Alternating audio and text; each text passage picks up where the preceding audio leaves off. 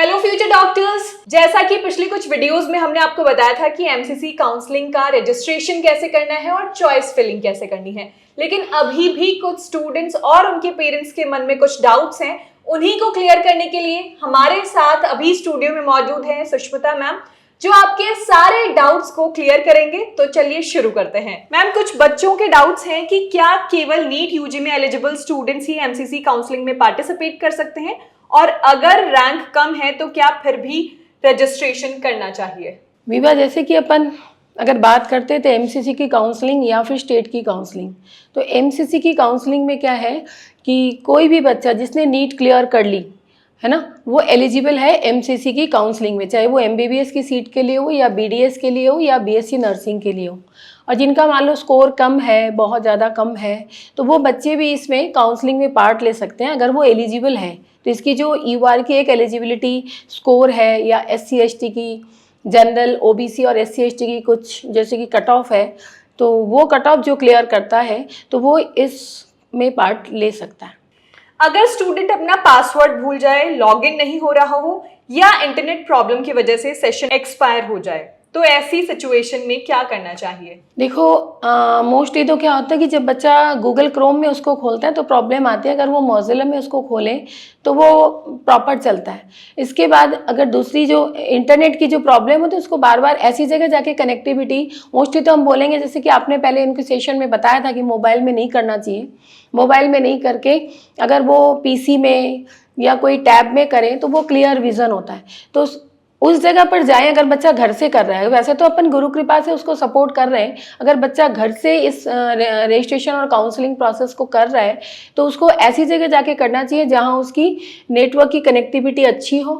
और दूसरा है कि बच्चा जब आपने वो क्वेश्चन किया था कि उसका अगर पासवर्ड अगर मान लो वो भूल गया, नीट के एप्लीकेशन में उसने जो पासवर्ड डाला था वही पासवर्ड भी यही मान लो न्यू रजिस्ट्रेशन करेगा तो उसको नया पासवर्ड ही डालना पड़ेगा।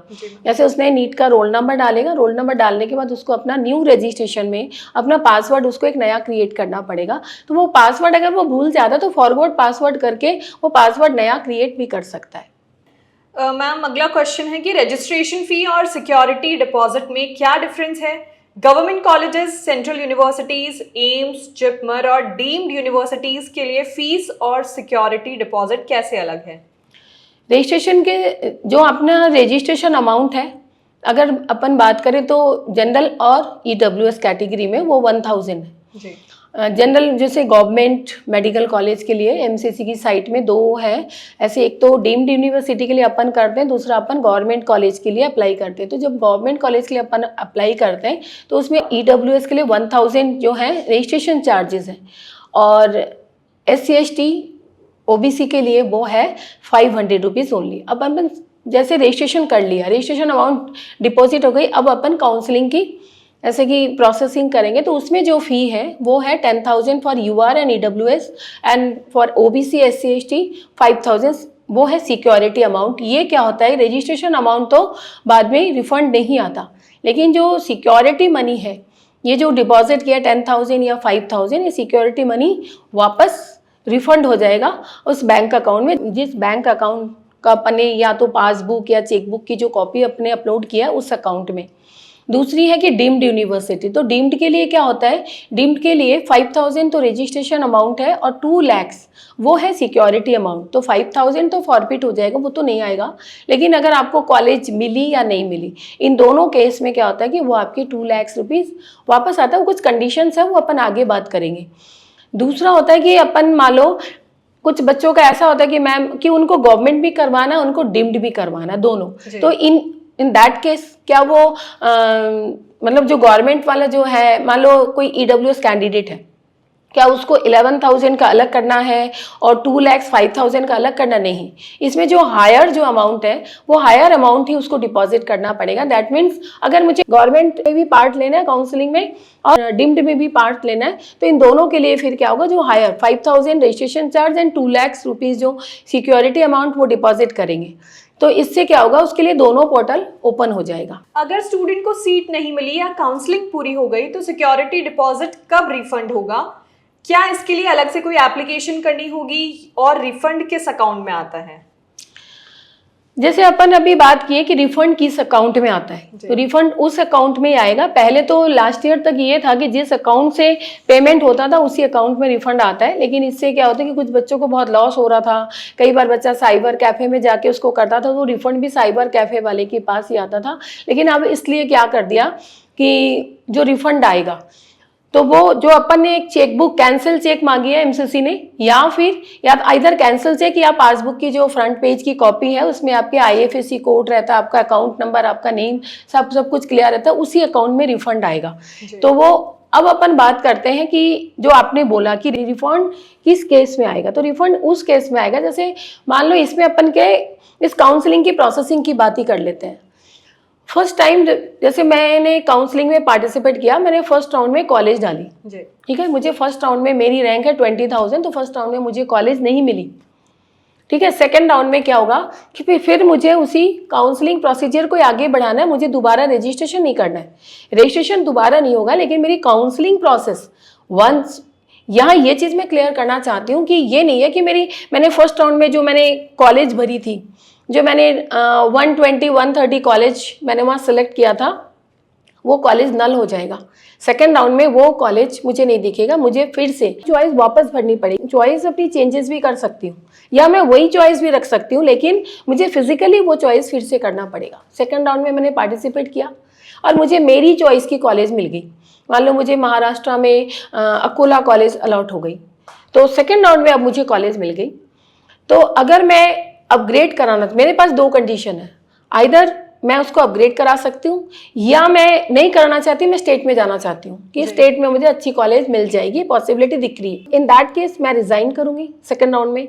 अगर मैंने सेकंड राउंड में रिजाइन कर दिया या विड्रॉ कर लिया तो इन दैट केस मेरा रिफंड वापस नहीं आएगा। लेकिन फर्स्ट राउंड में फ्री एग्जिट है। अगर मैंने कॉलेज रिपोर्ट किया या मैंने नहीं किया या मैंने उसको इग्नोर किया, in that case first round में फी रिफंड आ जाएगी, वो सिक्योरिटी मनी वो वापस आएगी उसी बैंक अकाउंट में जिसका आपने डिटेल दिया है। दूसरा है सेकंड राउंड में अगर आपने कॉलेज आपको मिल गई, आपकी चॉइस की मिली है, एमसीसी ने अपनी चॉइस की नहीं दी, आपकी चॉइस की दी है, आपकी चॉइस की मिलने के बाद आप उसको इग्नोर कर रहे हो तो वो ये पेनल्टी लगेगी, आपकी वो सिक्योरिटी फॉरफिट हो जाएगी। और इन दैट केस फिर अगर आप सोचते हो कि नहीं मुझे थर्ड राउंड में सेकंड राउंड मुझे स्टेट की सेकंड राउंड में कुछ अच्छी कॉलेज नहीं मिल रही, तो फिर मैं थर्ड राउंड में एज ए न्यू कैंडिडेट मुझे फिर से रजिस्ट्रेशन करना पड़ेगा। वही प्रोसीजर जो मुझे फर्स्ट राउंड में मैंने किया था वही प्रोसीजर मुझे थर्ड राउंड में फिर से करना पड़ेगा। Once again as a new candidate enter होना पड़ेगा, सारी डिटेल डालनी पड़ेगी, फिर मुझे 11,000 डिपॉजिट करना पड़ेगा, ओबीसी एससी एसटी के लिए 5,500 डिपॉजिट करना पड़ेगा, फिर मैं काउंसलिंग में पार्ट ले सकती हूँ। अगर फोर्थ राउंड में जाते हैं और थर्ड राउंड की कैंसिल कर देते हैं कि मुझे इसकी सीट नहीं चाहिए, मैं अगले राउंड में जाना चाहती हूँ, तो क्या फ्री एग्जिट है? नहीं, थर्ड राउंड कभी भी फ्री एग्जिट नहीं है। थर्ड राउंड में अगर आपको कॉलेज नहीं मिली मान लो, लेकिन यहाँ देखो कि आपको सेकंड राउंड में कॉलेज मिली थी, आपने छोड़ दिया, आप न्यू कैंडिडेट हो के थर्ड राउंड में आ रहे हैं, तो थर्ड राउंड में क्या अगर आपको कोई कॉलेज मिलती है तो आपको उसको ज्वाइन करना पड़ेगा। अगर मान लो आप ज्वाइन नहीं करना चाहते हैं कि आपको यहाँ कॉलेज नहीं चाहिए, अपनी स्टेट में लेंगे या और कोई रीज़न है, तो उस जगह वो आपको एक टाइम पीरियड देते हैं, उसमें आपको रिज़ाइन करना पड़ता है। अगर उसके बाद आप रिज़ाइन नहीं करते तो फिर आप अगले राउंड तक नहीं जा सकते है, आप अपनी स्टेट में जा सकते हैं। लेकिन दूसरी बात, एक और बात है इसमें बहुत ध्यान देने की बात, अगर मुझे किसी भी राउंड में कॉलेज मिल चुका है और मैंने उस कॉलेज को नहीं लिया है तो मैं स्ट्रे वैकेंसी जो फोर्थ राउंड है एमसीसी का उसमें मैं नहीं जा सकती। उसमें वही कैंडिडेट जाएगा जिसको अभी तक कोई कॉलेज नहीं मिली या कोई फ्रेश कैंडिडेट वही जा सकता है। चॉइस फिलिंग करते समय स्टूडेंट को college, course, fee structure, hostel, bond और दूसरे इंपॉर्टेंट रूल्स में से किन किन चीज़ों को चेक करना चाहिए? कॉलेज में एडमिशन लेते समय सबसे पहले स्टूडेंट को ये ध्यान रखना चाहिए, जैसे हम उनको एक कॉलेज की लिस्ट प्रोवाइड करते हैं और उस लिस्ट में रैंक एनआरएफ रैंकिंग के अकॉर्डिंग हमने, और बच्चों के जैसे कि राजस्थान के बच्चे हैं, स्टूडेंट्स हैं, तो वो जो हमारी जो कॉलेज की प्रेफरेंस लिस्ट है वो उसके अकॉर्डिंग बनी है। सबसे पहले मान लो दिल्ली की टॉप कॉलेज अपन मान लेते हैं, दिल्ली एम्स है, उसके बाद मान लो मौलाना, या फिर उसके बाद मान लो एम्स जोधपुर या वीएमएमसी, इसके अकॉर्डिंग हमने वो लिस्ट को बच्चों को दिया है, बच्चे को हमने प्रोवाइड किया है। इसमें क्या होता है कि उस लिस्ट में हमने सब कुछ प्रोवाइड किया कि कौन से ईयर में वो एस्टेब्लिश्ड हुआ वो कॉलेज, उसकी क्या फ़ी है, और उसी लिस्ट में हमने क्या बॉन्ड है। किसी स्टेट में 5 इयर्स का बॉन्ड है, दैट मीन्स सर्विस करना पड़ता है आपको, रूरल एरिया में वो सर्विस करवाते हैं। किसी स्टेट में बिल्कुल भी बॉन्ड नहीं है, किसी में 1 या 2 ईयर का बॉन्ड है ना, 2 इयर्स का बॉन्ड है। तो 1 साल 2 साल का बॉन्ड तो चलो, लेकिन 5 साल का बच्चा वहाँ, फिर बच्चे को वहाँ अगर सर्विस करना पड़ेगा। अगर वो बच्चा सर्विस नहीं करता तो उस बॉन्ड का एक बड़ा अमाउंट उसको वहाँ पे करना पड़ता है, आइदर 10 लाख 15 लाख, ये वेरी करता है स्टेट वाइज।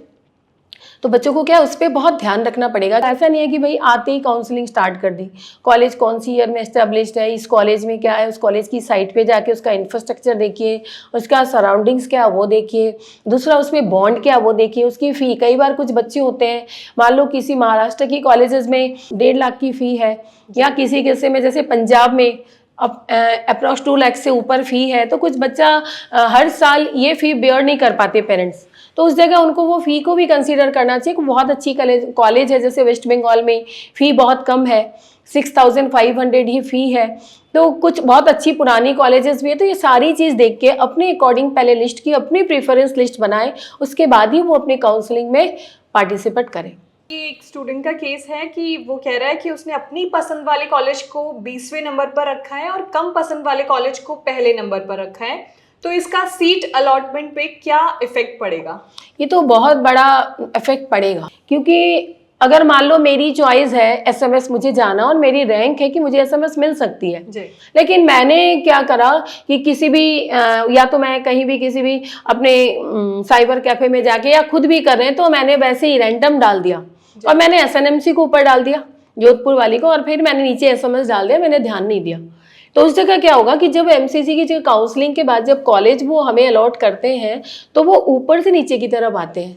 इसलिए हम हर बच्चे को ये बोलते हैं, चाहे आपकी रैंक कुछ भी हो, आप उसको से टॉप टू बॉटम जाइए। आपको कॉलेज मिली नहीं मिली, लेकिन आप दिल्ली की एम्स डालिए, उसके बाद जो भी आपकी प्रेफरेंस है, मौलाना आज़ाद डालिए, वीएमएमसी डालिए, एम्स जोधपुर। अगर किसी को एम्स ही प्रीफर करते हैं, बहुत से बच्चे आते हैं मैम मुझे तो बस एम्स ही चाहिए, तो फिर उसको ऐसा डालना चाहिए एम्स न्यू दिल्ली या एम्स जोधपुर, एम्स ऋषिकेश, इस तरह से एम्स भोपाल। तो जो एम्स थोड़ी सी पुरानी ज़्यादा अच्छी है और उसका जैसे एनआरएफ रैंकिंग भी अच्छी है, उसके अकॉर्डिंग उनको डालना चाहिए। ये नहीं कि वो एक्सीडेंटली कुछ भी डालते तो उसको बहुत बड़ा लॉस होगा। क्या स्टूडेंट्स को मैक्सिमम कॉलेजेस और कोर्सेज चॉइसेस में रखने चाहिए या सिर्फ उन्हीं कॉलेजेस को रखना चाहिए जहां वो वास्तव में एडमिशन लेना चाहता है? नहीं, ये बहुत गलत है। कई बार मेरे पास बच्चे आते हैं, मैम मैं लास्ट ईयर की क्लोजिंग रैंक थी तो मुझे तो यही कॉलेज मिलेगी। तो लेकिन ऐसा बेटा ऐसा नहीं है। हर साल हर बच्चों की चॉइस अलग हो जाती है, बच्चों की स्टेट की चॉइसेस अलग हो जाती है।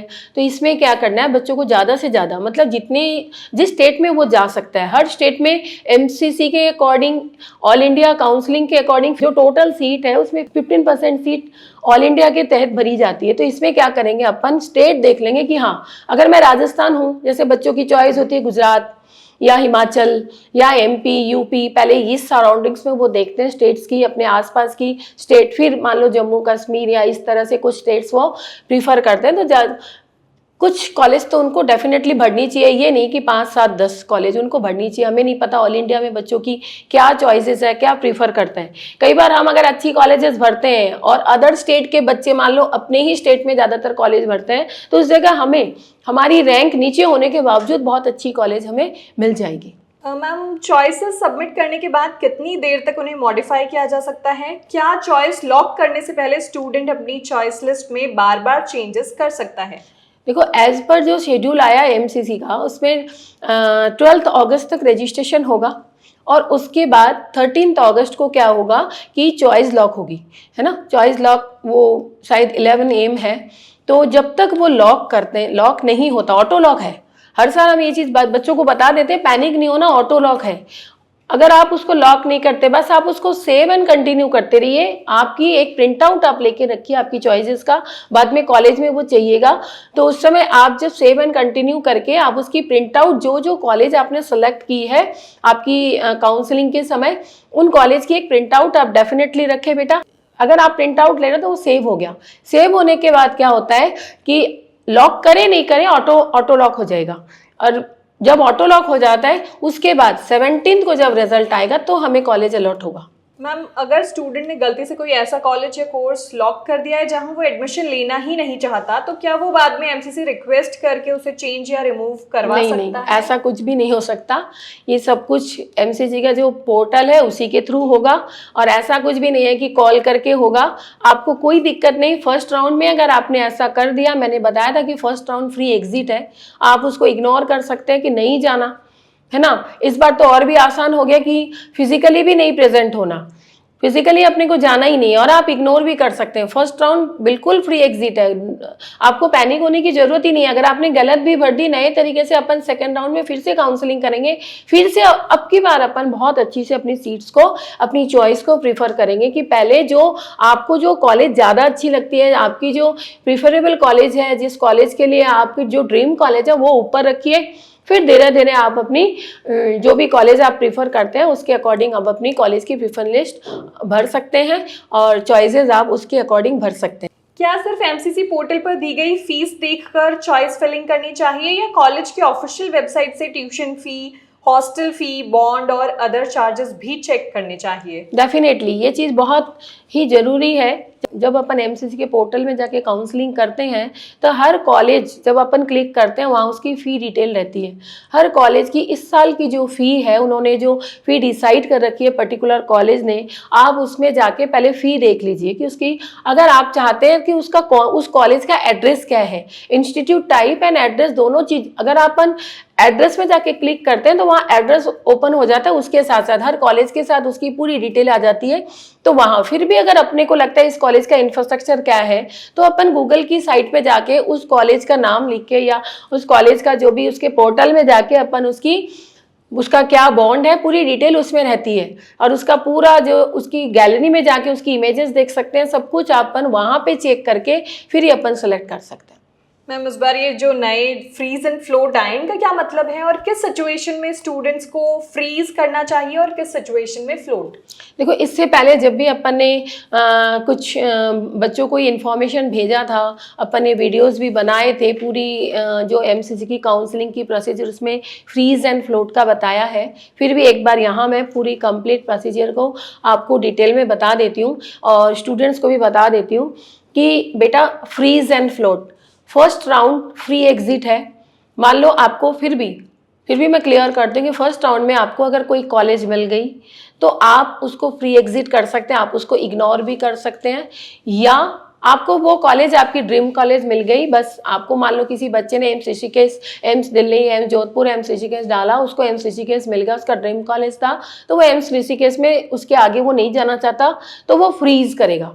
फ्रीज इन द केस वो अपने जितने भी ओरिजिनल डॉक्यूमेंट्स हैं जो एमसीसी के पोर्टल पे डाला हुआ है कि ये डॉक्यूमेंट्स मैंडेटरी है, वो डॉक्यूमेंट्स लेके वो क्या करेंगे, उसी कॉलेज में जाके वहाँ पे वो अपने आप को फिजिकली रिपोर्टिंग करेंगे, डॉक्यूमेंट सबमिट करेंगे और उस कॉलेज की फी पे करेंगे। इसको बोलते हैं फ्रीज कैंडिडेट। मान लो कि मुझे वो कॉलेज ऋषिकेश मिल गई, लेकिन मुझे थोड़ा सा इसके ऊपर एम्स जोधपुर मेरी चॉइस है, तो मैं उसको अपग्रेड करवाना चाहूँ, तो इस जगह क्या होगा कि एमसीसी के पोर्टल में आप विलिंगनेस पूछा जाएगा कि आप अपग्रेड करना चाहते हैं। तो जब मैं विलिंगनेस को यस करूँगी, तो विलिंगनेस यस करने के बाद फिर मेरे पास मैं एक एज ए फ्लोट कैंडिडेट होंगी। तो फ्लोट कैंडिडेट में क्या होगा कि मुझे वो डॉक्यूमेंट्स, इस बार ये बहुत अच्छा हो गया, हर साल बच्चों को, मान लो अगर कोई साउथ में कोई कॉलेज, मान लो भोपाल, एम्स भोपाल उसको मिल गई, तो उसने फिजिकली रिपोर्ट करना पड़ेगा, उसको एग्जिट कर दे फ्री, या फिर उसको जाके फिजिकली वहां जाके रिपोर्ट करना पड़ता था। तो फिजिकली जब वो रिपोर्ट करता, सेकेंड राउंड में फिर से वो वहां पर उसको अपग्रेड का विलिंगनेस देना था, और उसके बाद उसके लिए सेकेंड राउंड में फिर से पोर्टल ओपन होता काउंसलिंग का। उसमें क्या होता कि फिर उसको जब वो कॉलेज, मान लो अब उसको ऋषिकेश अलॉट हो गई, तो उसकी जगह उसको भोपाल जाके फिजिकली वो डॉक्यूमेंट्स लेके आना पड़ता था। और इस समय आपको ही पता है कि कोई भी, जैसे कि कनेक्टिविटी ट्रेन की, और इस समय बहुत ज़्यादा हैसल्स होते हैं, प्रॉब्लम्स होती है, कई बार टिकट अवेलेबल नहीं होती, तो इसलिए इसको हैसल फ्री करने के लिए और भी कन्वीनियंट कर दिया स्टूडेंट्स के लिए और पेरेंट्स के लिए कि आप ऑनलाइन अपनी अपग्रेड कर सकते हैं। तो जब ऑनलाइन पोर्टल में जब अपन अपग्रेड करेंगे तो जो भी डॉक्यूमेंट्स हैं वो अपन ऑनलाइन उसको अपलोड करेंगे। तो इस जगह मैं हर पेरेंट्स और बच्चों को ये बोलना चाहती हूँ कि बेटा, जितने भी आपके डॉक्यूमेंट्स हैं वो आप उसको पीडीएफ के फॉर्म से आप उसको सेव करके अभी रखिए। बहुत अच्छा एकदम क्लियर इमेज, क्योंकि कोई इमेज आपकी ब्लर नहीं होनी चाहिए, कोई भी डॉक्यूमेंट्स में आपकी कोई मिस्टेक नहीं होनी चाहिए। तो आप क्या करेंगे, बहुत अच्छी से अपनी हर जितने भी आपके डॉक्यूमेंट्स हैं सबका आप एक पीडीएफ डाउनलोड करके एकदम पीडीएफ बना के रख लीजिए कि आपको जब रिपोर्टिंग करना हो तो आप उसको ऑनलाइन जब अपलोड करें तो वो रिजेक्ट नहीं हो, क्योंकि इसमें रिजेक्शन का भी चांसेस है। अगर कोई ब्लर्ड है, उनको कुछ मिस्टेक्स लगा, तो वो फिर आपको एक पोर्टल में एक टाइम पीरियड देंगे, उस टाइम में आपको दोबारा अपलोड करना पड़ेगा, और अगर फिर रिजेक्ट हो गया तो फिर आपको नेक्स्ट काउंसलिंग में जाना पड़ेगा। तो इसीलिए बहुत अच्छी से अपने सारे डॉक्यूमेंट्स के पीडीएफ बहुत अच्छी से नीट एंड क्लियर एकदम इमेज बहुत अच्छी होनी चाहिए, और जो है 200 to 500 KB के अंदर अपने सारे इमेजेस करके अलग अलग सेव करके रखिए। तो इससे क्या होगा कि आपको कोई प्रॉब्लम भी नहीं होगी। मैम नेक्स्ट क्वेश्चन है कि जिन स्टूडेंट्स को राउंड 1 में सीट नहीं मिली, जिन्हें सीट मिली लेकिन उन्होंने ज्वाइन नहीं किया, और जिनकी सीट डॉक्यूमेंट वेरिफिकेशन में कैंसिल हुई या जिन्होंने अपग्रेड की विलिंगनेस दी, इनमें से कौन सा स्टूडेंट राउंड 2 में पार्टिसिपेट कर सकता है? फर्स्ट राउंड में कोई भी स्टूडेंट जैसे फर्स्ट राउंड में है जो सिर्फ फिजिकल फ्रीज कैंडिडेट है, जिसने फिजिकली अपने डॉक्यूमेंट्स वेरिफिकेशन करवा लिया और उसने अपनी कॉलेज में अपनी फाइनल कॉलेज ले ली, वो छोड़ के कोई भी कैंडिडेट जो है फ्लोट कैंडिडेट है या जिसने फ्री एग्जिट किया, वो सभी कैंडिडेट सेकेंड राउंड में काउंसलिंग में पार्ट ले सकते हैं। लेकिन फिर से उनको अपनी सारी चॉइसेस फिर से, अब अपनी चॉइसेस आप कई बार बच्चे मेरे को पूछते हैं कि मैम यही चॉइसेस हमारी आगे रहेगी क्या, ये बता दो, हम इसको चेंज भी कर सकते हैं। पेरेंट्स को डर लगता है कि हम इसको चेंज भी नहीं कर सकते, ऐसा कुछ भी नहीं है। आप कुछ भी चॉइस फिर से नए तरीके से आप चॉइस करिए, आप अपने अकॉर्डिंग फिर से नया चॉइस करिए, कोई दिक्कत नहीं है। ऐसा नहीं है कि आपको फर्स्ट राउंड की चॉइस रखनी चाहिए। आपको लग रहा है कि नहीं फर्स्ट राउंड की मेरी चॉइस अच्छी नहीं थी, मैंने गलत किया, तो आप नए तरीके से अपनी चॉइस को फिर से एमसीसी के पोर्टल में आप चॉइस करिए अपनी जितनी भी मेडिकल कॉलेज की सीट्स है उसमें। तो मैम अगर स्टूडेंट ने राउंड 2 में सीट ज्वाइन कर ली है तो क्या वो राउंड 3 में बेटर सीट के लिए अपग्रेड की इच्छा दे सकता है? हाँ, फर्स्ट राउंड से सेकंड राउंड में अपग्रेडेशन होगा, सेकंड से थर्ड राउंड में अपग्रेडेशन होगा, लेकिन थर्ड राउंड फ्रीज राउंड है, वहाँ फिर अपग्रेडेशन के कोई चांस नहीं है। आइदर रिजिग्नेशन करिए या फिर आप उसको फ्रीज करिए। अब आपको फिजिकली अपने डॉक्यूमेंट्स वहाँ रिपोर्ट करना पड़ेगा। जो कॉलेज आपको अलॉट हुई उस कॉलेज का अलॉटमेंट लेटर आप एमसीसी की साइट से डाउनलोड करेंगे, सारे डॉक्यूमेंट्स उसकी फोटोकॉपी आप रखेंगे, 4 सेट्स ऑफ फोटोकॉपी और फोटोग्राफ सब कुछ रख के बहुत अच्छी से आप अपने उस कॉलेज के जो नोडल ऑफिसर हैं उसको आपके नंबर शेयर किए जाएंगे आपके अलॉटमेंट लेटर में, तो उस नोडल ऑफिसर से आप बात करके सब कुछ बहुत अच्छी से डिटेल में जानकारी लेने के बाद आप उस कॉलेज में जाके अपनी जो एडमिशन है उसको कंफर्म कराएंगे। मैम अगर राउंड 3 में भी सीट नहीं मिली तो क्या स्टूडेंट स्ट्रे वैकेंसी राउंड में पार्टिसिपेट कर सकता है? इसकी एलिजिबिलिटी क्या होती है? राउंड 3 में भी अगर मान लो किसी स्टूडेंट को राउंड 1, राउंड 2 एंड राउंड 3 किसी में भी सीट नहीं मिली तो वो स्ट्रे वैकेंसी राउंड में जा सकता है और वहाँ फिर से अपनी चॉइस फिलिंग कर सकता है। तो ये लास्ट राउंड है एमसीसी के पोर्टल पे, तो 4th राउंड या फिर स्ट्रे वैकेंसी राउंड, इसमें कोई भी सीट अगर वैकेंट रहती है तो वो बच्चा उसके लिए एलिजिबल है। स्ट्रे वैकेंसी राउंड में कौन कौन से स्टूडेंट्स पार्टिसिपेट कर सकते हैं? क्या इसके लिए फ्रेश रजिस्ट्रेशन और फ्रेश चॉइस फिलिंग करनी पड़ती है? हाँ, जैसे कि अभी अपन ने बताया कि फ्रेश स्ट्रे वैकेंसी राउंड में वही बच्चा जाएगा जिसको अभी तक कोई कॉलेज कहीं नहीं मिली। अगर अपनी स्टेट में भी नहीं मिली, मान लो किसी बच्चे को स्टेट में मिल गई तो फिर वो स्ट्रे वैकेंसी में पार्टिसिपेट नहीं कर सकता, क्योंकि दोनों का डेटा शेयर होता है लास्ट में। जो थर्ड राउंड है उसके बाद क्या है, स्ट्रे वैकेंसी में भी फिर से new registration as a candidate वो जा सकते हैं और फिर नए तरीके से अपनी चॉइस को फिल कर सकते हैं। मैम सीट अलॉटमेंट होने के बाद कौन कौन से डॉक्यूमेंट्स जमा करने होते हैं, कौन कौन से डॉक्यूमेंट्स ऑनलाइन अपलोड करने होते हैं और कौन कौन से डॉक्यूमेंट्स कॉलेज में ओरिजिनल दिखाने होते हैं? देखो, अगर अपन डॉक्यूमेंट्स की बात करें तो बच्चों को वैसे सारे डॉक्यूमेंट्स अपन ने बच्चों को व्हाट्सएप के थ्रू भी भेजा है, इससे पहले भी बताया है क्या क्या डॉक्यूमेंट। सबसे पहले है एकेडमिक एलिजिबिलिटी, तो 10th की मार्कशीट, क्योंकि उसमें आपकी डेट ऑफ बर्थ देखी जाती है। 10th की मार्कशीट डेट ऑफ बर्थ के लिए वो अपलोड करना पड़ता है या फिजिकली वेरिफिकेशन करवाना पड़ता है। पहले अपन बात कर लेते हैं, अगर अपग्रेड या फ्लोट कैंडिडेट के लिए सारे डॉक्यूमेंट्स अपलोड होंगे और फ्रीज कैंडिडेट के लिए सारे ही डॉक्यूमेंट्स फिजिकली और ओरिजिनल डॉक्यूमेंट्स वहाँ पे डिपॉजिट होंगे रिपोर्टिंग के समय विथ फ़ी, कॉलेज की फ़ी। तो यहाँ क्या क्या डॉक्यूमेंट्स, तो 10th की मार्कशीट इसलिए होगा क्योंकि उसमें डेट ऑफ बर्थ सर्टिफिकेट वो देखते हैं, उसके वो बर्थ सर्टिफिकेट के लिए भी वो यूज़ हो सकता है। दूसरा हो गया कि 12th की मार्कशीट। 12th की मार्कशीट क्यों चाहिए? 12th की मार्कशीट में जो उसके 12th की एलिजिबिलिटी है, क्योंकि बोला गया है कि 50% उसके 12th में जो एग्रीगेट है वो 50% होना चाहिए। एम्स के लिए फिजिक्स, केमिस्ट्री, बायो में भी जो उसकी एलिजिबिलिटी है वो फुलफिल कर रहा है नहीं कर रहा है, इसलिए 12th की मार्कशीट वहाँ चाहिए। इसके अलावा माइग्रेशन चाहिए, टीसी चाहिए, कैरेक्टर सर्टिफिकेट चाहिए। ये जो स्कूल उसको प्रोवाइड करता है तो वो सारे डॉक्यूमेंट्स उसको वहाँ चाहिए। दूसरा हो गया कि आप किस कैटेगरी से बिलोंग करते हैं। आप जो भी कैटेगरी से बिलोंग करते हैं उस कैटेगरी सर्टिफिकेट, जैसे जनरल कैंडिडेट के लिए वो कैटेगरी सर्टिफिकेट की जरूरत नहीं है, लेकिन other OBC, EWS, SC, ST, PWD सबके लिए कैटेगरी सर्टिफिकेट जो है वो आपको वहाँ पे या तो अपलोड करें, यहाँ फिजिकल जब भी फिजिकल वेरिफिकेशन में सारे डॉक्यूमेंट्स आपको ओरिजिनल सबमिट करने पड़ेंगे। उसके बाद आता है कि आपके नीट का एप्लीकेशन फॉर्म, नीट का एडमिट कार्ड, नीट का स्कोर कार्ड और आपका अलॉटमेंट लेटर, जो अलॉटमेंट लेटर है और जो कॉलेजेस आपने फिल की है उस जो कॉलेज की जो प्रेफरेंस लिस्ट है वो भी वहाँ आपको फिजिकली जब आप वेरिफिकेशन करवाने जाएंगे। और आपकी एलिजिबिलिटी जो आपकी जो आईडी प्रूफ आपने वहाँ पे अपलोड किया था, जब नीट का जब आपने एप्लीकेशन अप्लाई किया था तो वो जो आपने अपनी आईडी प्रूफ दिया था वो आपको आईडी वहाँ पे ओरिजिनल चाहिए। आधार कार्ड भी हो सकता है, पासपोर्ट भी हो सकता है, जो भी आपने दिया वो हो सकता है। तो इस तरह के आपने जो सारे डॉक्यूमेंट्स प्लस जो आपके जो नीट के एप्लीकेशन फॉर्म में जो फ़ोटो आपने लगाई थी उस फोटो की 8 कॉपी आपको वहाँ पे लेके जाना पड़ेगा। तो ये सारे डॉक्यूमेंट्स तो आपके पास होने ही चाहिए। मैम, बहुत से बच्चों का ये डाउट है कि अगर स्टूडेंट ने रजिस्ट्रेशन में गलत इन्फॉर्मेशन दी या रिपोर्टिंग के समय रिक्वायर्ड डॉक्यूमेंट्स नहीं दिखा पाया तो क्या सीट कैंसिल हो सकती है? हाँ, इन दैट केस वो सीट क्या है वो कैंसिल हो जाएगी, क्योंकि ये डॉक्यूमेंट्स वेरिफिकेशन तो बहुत मैंडेटरी है कि आपकी डॉक्यूमेंट्स ही नहीं है तो आपको वो सीट नहीं मिलेगी, फिर वो फ्रॉड हो जाता है। अगर कोई डॉक्यूमेंट्स आपके पास नहीं है, आप कोई कैटेगरी के अकॉर्डिंग आपको वो सीट मिली, अंडर दैट कैटेगरी आपको वो सीट मिली है और आपके पास वो कैटेगरी सर्टिफिकेट ही नहीं है, तो इन दैट केस आपकी वो सीट क्या है कैंसिल हो जाएगी।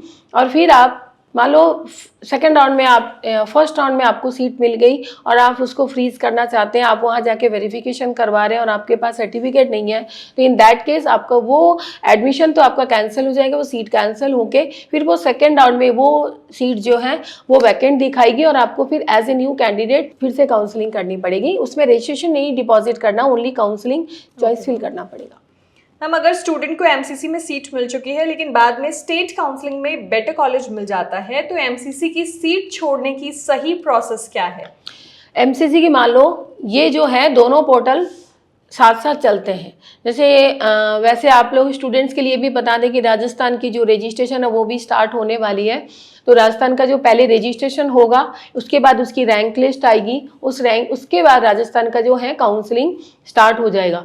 तो इस जगह क्या आएगी, जब अपन एमसीसी की फर्स्ट राउंड कंप्लीट करते हैं तब अपन राजस्थान की फर्स्ट राउंड स्टार्ट होगा। तो इसमें अपन एमसीसी की फर्स्ट राउंड में अपने को कोई कॉलेज मिली नहीं मिली, पसंद की नहीं मिली, अपने को अपनी रैंक में स्टेट की एक अच्छी कॉलेज मिल जाएगी। तो इन दैट केस आपको भी मैंने बार बार यही बात बताया कि फर्स्ट राउंड फ्री एग्जिट है। सेकेंड राउंड में आपको कोई कॉलेज मिल रही है और आपको वो कॉलेज से बेटर कॉलेज आपको अपनी स्टेट में मिल रहा है, राजस्थान में मिल रहा है, तो आप वहाँ रिजाइन कर सकते हैं, अपने अपने रेजिग्नेशन दे सकते हैं। तो उस जगह आपकी जो सिक्योरिटी अमाउंट है वो तो फॉरफिट हो जाएगी, लेकिन आप अपनी स्टेट में अपनी काउंसलिंग जो स्टेट की काउंसलिंग के थ्रू आप अपने बेटर कॉलेज ले सकते हैं। अब बात आती है जब अपन फर्स्ट राउंड राजस्थान की हो चुकी तब फिर सेकेंड राउंड अपनी एमसीसी की काउंसलिंग स्टार्ट हो जाएगी। जब एमसीसी की सेकेंड राउंड स्टार्ट होगी, सेकेंड राउंड एमसीसी की भी हो गई, अब अपन उसमें कॉलेज नहीं लिए तो अपन राजस्थान की सेकेंड राउंड में अपन जा सकते हैं और वहाँ पे अपन अपनी कॉलेज ले सकते हैं। लेकिन अगर अपने को थर्ड राउंड में कोई कॉलेज मिल गई तो थर्ड राउंड में कॉलेज मिलने के बाद अपने को लगता है कि अपने को अपनी स्टेट में कॉलेज मिल सकती है, तो उस जगह क्या होगा कि थर्ड राउंड की कॉलेज का एक वो पीरियड देगा, उसके अंदर आपको क्या करना, अपनी रेजिग्नेशन देना है। उसके बाद अब अपनी कॉलेज नहीं छोड़ सकते, अब अपनी रेजिग्नेशन ऑनलाइन उसमें देंगे, फिर आप अपनी स्टेट में करवा सकते हैं। लेकिन दोनों के ही थर्ड राउंड के बाद आपकी स्टे वैकेंसी में नहीं जा सकते, वहाँ आपको एक ना एक सीट आपको फ्रीज करनी पड़ेगी। अगर स्टूडेंट को एमसीसी में सीट मिल गई लेकिन वो स्टेट काउंसलिंग के रिजल्ट का इंतजार करना चाहता है तो उसे फ्रीज करना चाहिए या फ्लॉट? अपनी करंट सीट को सुरक्षित रखते हुए आगे कैसे बढ़ें? हाँ, ये बहुत अच्छा क्वेश्चन आपने पुट किया है। कोई भी स्टूडेंट को एमसीसी में सीट मिल गई, लेकिन उसको लगता है कि मुझे राजस्थान में मान लो बहुत टॉप कॉलेज मिल सकती है। इन दैट केस क्या करना, वो वहाँ फ्लोट कैंडिडेट रहे। मान लो सेकंड राउंड फर्स्ट राउंड में वो एज अ फ्लोट कैंडिडेट रहे कि मुझे अपनी स्टेट में उसकी रैंकिंग, तब तक उसकी स्टेट की रैंकिंग आ जाएगी तो उसको पता चल जाएगा कि मेरी स्टेट में ये रैंक है। और हम भी वहाँ डिसाइड कर पाते हैं, अभी हम भी नहीं डिसाइड कर पाते कि बच्चे की स्टेट में क्या रैंक आएगी उसके अकॉर्डिंग। तो उसमें क्या होता है कि बच्चा उसको विलिंगनेस अपग्रेडेशन में रखे, वो एज ए फ्लोट कैंडिडेट रहे और अपनी स्टेट की रैंकिंग देखने के बाद अपनी स्टेट में वो अपनी काउंसलिंग करवाए। तो उसमें उसको अगर बेटर चॉइस वहाँ मिलता है तो इसको वो इजीली छोड़ सकता है। मैम, नेक्स्ट क्वेश्चन है कि क्या डीम्ड यूनिवर्सिटीज की एमबीबीएस और बीडीएस सीट्स की काउंसलिंग एमसीसी के माध्यम से होती है? क्या यहाँ डोमिसाइल की ज़रूरत होती है? और क्या फी तथा सिक्योरिटी डिपॉजिट गवर्नमेंट कॉलेजेस से अलग होती है? डीम्ड जो है वो एमसीसी के पोर्टल पे है और इसमें क्या होता है कि मैंने पहले बताया था कि इसके लिए जो रजिस्ट्रेशन अमाउंट है और सिक्योरिटी अमाउंट है वो कुछ अलग है, 2 लाख और 5,000 रजिस्ट्रेशन। तो इसमें जो डीम्ड में आपको क्या है, एमसीसी की पोर्टल पे अगर आपने डीम्ड को सेलेक्ट किया है तो उसमें आपको एमसीसी की पोर्टल पे सारी कॉलेजेस जो डीम्ड कॉलेजेस है उसमें एमबीबीएस और बीडीएस दोनों ही दिखाएगा। उसमें सब हर कॉलेज की उसकी फ़ीस वहाँ पे डिसाइडेड है, तो आप वो फ़ी भी देख सकते हैं। और वहाँ से आप डीम्ड यूनिवर्सिटी है, जो डीम्ड जो आपकी कॉलेज है, आपकी जो प्रिफरेबल कॉलेज है, उसमें जाके आप उसको सेलेक्ट कर सकते हैं और वहाँ से आप अपनी एडमिशन को कंफर्म कर सकते हैं। लेकिन फर्स्ट राउंड में वही बात है कि फर्स्ट राउंड में फ्री एग्जिट है। सेकंड राउंड में अगर आपको एक कॉलेज मिल गई और आपने चलो उसको नहीं लिया उस कॉलेज को, तो आपका जो वो 5,000 तो खैर वो तो आपको फॉरफिट होता ही है, उसके साथ वो 2 लाख है वो भी आपका फॉरफिट हो जाएगा। तो बहुत ध्यान रख के आप अपनी उस कॉलेज की फ़ी देख के आप कितनी फ़ीस में आप एडमिशन ले सकते हैं, क्योंकि उसमें क्या डीम्ड यूनिवर्सिटी की या डीम्ड कॉलेज की फीसेस बहुत ज़्यादा होती है। तो नॉर्मली वो 10 लाख से ऊपर ही फ़ी होती है। तो उस जगह आप थोड़ा सा अच्छी से अपने डिसाइड करके अपने पेरेंट्स के साथ कंसल्ट करके तब आप वो कॉलेज सेलेक्ट करें तो वो बेटर होगा। मैम, पीडब्ल्यूडी कैटेगरी के स्टूडेंट्स के लिए एमसीसी काउंसलिंग में क्या अलग प्रोसेस है? क्या केवल यूडीआईडी कार्ड पर्याप्त है या मेडिकल असेसमेंट बोर्ड की प्रक्रिया भी जरूरी है? देखो, पीडब्ल्यूडी कैंडिडेट के लिए क्या होता है कि उनके यूडीआईडी सिर्फ उस कार्ड से नहीं होगा, उनको जैसे कि एमसीसी के पोर्टल पे जो जिन कॉलेज से उनको अपने मेडिकल सर्टिफिकेट जो वो पीडब्ल्यूडी सर्टिफिकेट्स हैं वो उनको लेना पड़ेगा। तो जैसे अपनी राजस्थान में एसएमएस है या हर स्टेट में 1 या 2 कॉलेज उन्होंने डाल रखा है कि इस कॉलेज का ही जो आपने आपका मेडिकल सर्टिफिकेट पीडब्ल्यूडी सर्टिफिकेट ही मान्य होगा। तो आप उस कॉलेज में जाके अपनी स्टेट के अकॉर्डिंग उस कॉलेज में जाके अब पीडब्ल्यूडी सर्टिफिकेट वो बनवाएं, वो ही वैलिड होता है। मैम, एक और क्वेश्चन है कि अगर स्टूडेंट की रैंक उम्मीद से कम है तो उसे सिर्फ टॉप कॉलेजेस भरने चाहिए या कुछ प्रैक्टिकल और सेफ चॉइसेस भी रखनी चाहिए? हाँ, ये बहुत अच्छी बात है। अगर स्टूडेंट की मान लो रैंकिंग कम है, बहुत लो रैंक है, प्रोबेबिलिटी कम है, तो उस जगह उसके पास कोई चॉइस नहीं रहता। अगर मेरी रैंक बहुत अच्छी है तो मेरे पास चॉइस रहता है, तो इस जगह उसको एमसीसी की चॉइस पे डिपेंड होना पड़ेगा। अगर मेरी लो रैंक है, मान लो मेरे रैंक है 29,000, तो उस जगह मेरी चॉइस नहीं रहती, फिर मुझे ज़्यादा से ज़्यादा कॉलेज वहाँ फिल करना पड़ता है कि कहीं भी एक गवर्नमेंट मेडिकल कॉलेज मुझे मिल जाए। तो गवर्नमेंट मेडिकल कॉलेज के लिए जिस स्टेट में आप जाना चाहते हैं उस स्टेट की क्या फ़ी है, उसका क्या बॉन्ड है, ये सब कुछ देखने के बाद अब अपनी कॉलेज को फिल करें। मैम, आखिर में आप स्टूडेंट्स और पेरेंट्स को क्या इंपॉर्टेंट एडवाइस देना चाहोगे? देखो, स्टूडेंट्स और पेरेंट्स को मैं यही एडवाइस देना चाहूँगी कि बेटा आपने बहुत मेहनत करके नीट क्लियर किया है, बहुत अच्छी आपकी रैंकिंग आई है, ऑल इंडिया में लैक्स ऑफ स्टूडेंट्स के बीच में आपकी अच्छी रैंक आई है। और मान लो अगर आप गवर्नमेंट मेडिकल कॉलेज के एलिजिबल है, आपकी रैंक अच्छी है, तो बहुत ध्यान रख के आप अपनी कॉलेज को, अगर आपको लग रहा है कि आप डिसाइड नहीं कर पा रहे तो आप कोई भी एक्सपर्ट के थ्रू अपनी जो है अपनी प्रेफरेंस लिस्ट बनाएं। और इसमें आपको सब कुछ देखना है, ऐसा ही नहीं है कि एक कॉलेज आप डिसाइड कर ले कि हाँ मुझे इस स्टेट में जाना है, उस स्टेट में आपको क्यों जाना है, उस स्टेट में क्या बेनिफिट है, आपको पीजी का कोटा भी देखना पड़ेगा। जैसे कि अगर पीजी कोटा आप जिस स्टेट में, ये मैं आपको बता देती हूँ कि जिस स्टेट में, मान लो अगर मैं राजस्थान से बिलोंग करती हूँ और मुझे कोई महाराष्ट्र या एमपी में कहीं एक कॉलेज मुझे मिला है मेरी रैंकिंग के आधार पे, तो उसमें क्या होगा 50% मेरी जो पीजी कोटा जो है 50% मेरी डोमिसाइल फिर मान लो एमपी या महाराष्ट्र की लगेगी। तो जहाँ आपको वो देखना कि पीजी कोटा कहाँ है, क्योंकि आगे क्या जो आपका ये 4.5 साल प्लस 1 साल इंटर्न का नहीं है, आगे की 3 साल की और जो आपकी पीजी की पढ़ाई भी आपको वहाँ करनी है। तो बहुत देख के बहुत ध्यान से, ऐसा नहीं है कई बार बच्चे बहुत खूबसूरत जगह है, बहुत अच्छी जगह घूमने फिरने की, एक्चुअली बेटा आपको एक बहुत मेहनत करके एक मेडिकल कॉलेज में आप एडमिशन लेते हैं, तो ऐसा नहीं है कि आप फ्रीडम आपको मिल गया है और आप घर वालों से दूर जा रहे हैं। आप खुद के करियर के बंधन में ही बंधे हुए हैं, आपको एक बहुत अच्छे डॉक्टर बनना है, तो बहुत ध्यान से उस कॉलेज को चुनिए, उस कॉलेज की साइट पे जाके सारी चीज़ कुछ देखिए।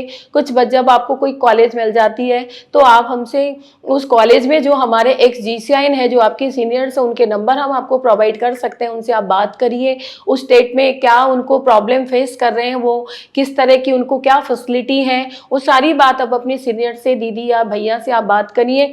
वहाँ आप डिसाइड करिए कि उस कॉलेज में आपको जाना चाहिए, क्योंकि ये बहुत अच्छा, आपको बहुत सारा टाइम मिलेगा, सफिशिएंट टाइम मिलेगा एक कॉलेज के लिए डिसाइड करने के लिए, उस स्टेट में जाने के लिए। जो आपकी 5 साल या 8 साल जो भी आपकी पढ़ाई है उसको बड़े सिंसियरली करिए। आप फ्रीडम भी, आप थोड़ी सी एंजॉय भी करेंगे कॉलेज लाइफ, लेकिन उसके साथ साथ आप अपनी पढ़ाई भी अच्छी से करेंगे। तो इन सब चीज़ के लिए आपको अपनी एनवायरनमेंट, अपनी जो भी फ्रेंड सर्कल, अपनी सर्कमस्टेंसेस, सारी चीज़ आपको देखनी है। कॉलेज का इंफ्रास्ट्रक्चर देखना है, कॉलेज की फ़ी भी अगर आपको मैटर करती है ज़्यादा फीस, तो वो भी देखना है, स्टेट भी देखना है, हर कुछ देखना है, फिर आपको अपनी कॉलेज डिसाइड करना है।